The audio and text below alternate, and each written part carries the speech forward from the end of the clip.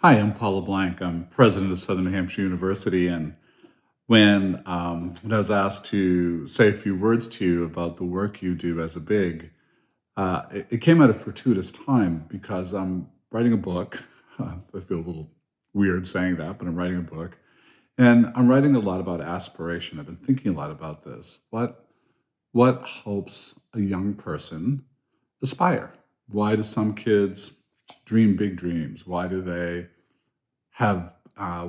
wish for a better life? And why do some settle? Why do some check out? Why do some kids fall far off the rails and settle for so little in life? And I'm really influenced by a guy, a sociologist who's become a friend at Brown University, who writes about mattering. And really, he gets at this very fundamental, almost existential sense that we have to matter to somebody. It has to matter to somebody that we exist, right? That we're here. And when a child doesn't have that, it robs them of their ability to dream. And when you are involved with your little, it's so much more than just doing good work. It's really about letting them know that it matters to someone, that they're here, that the things they do matter, that some is paying attention.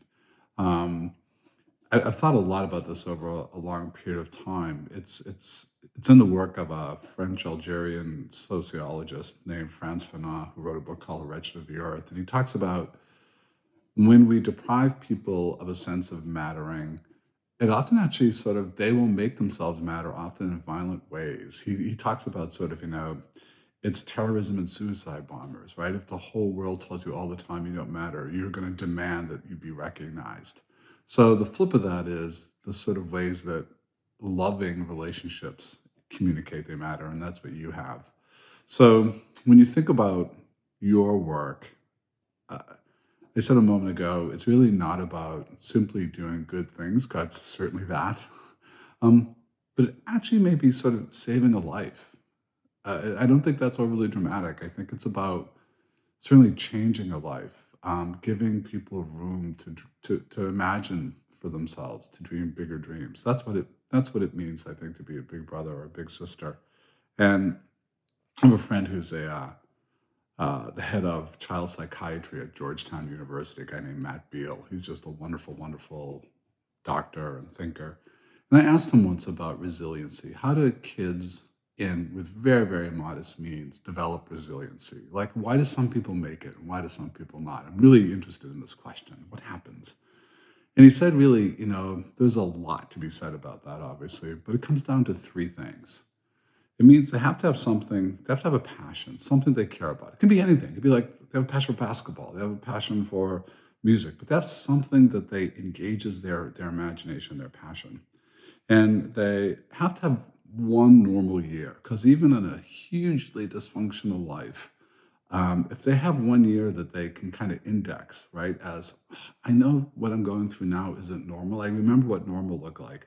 At least they have this reference point that they can sort of think about getting back to.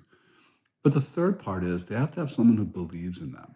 So if you've read J.D. Vance's Hillbilly Elegy, um, a book which I had lots of disagreements with, but he captures this beautifully in the character of his grandmother. And she just knew and said, "You are better than this life. Like, you are better than this. Good things are going to happen." She didn't know how. She's a real character if you've read the book. She's crass and coarse and even a little dangerous. But he knew that there was one person in his life when everyone else had abandoned him that believed he could be better. That's what you do. That's what you do every time you're with your little. And I think you may not even know it in the moment. It can be years later. But it may be that this is the single most important relationship in that child's life. That's what you do. So I say that with enormous admiration and respect for your role in Big Brothers and Big Sisters. Keep up the good work. It might be saving a life.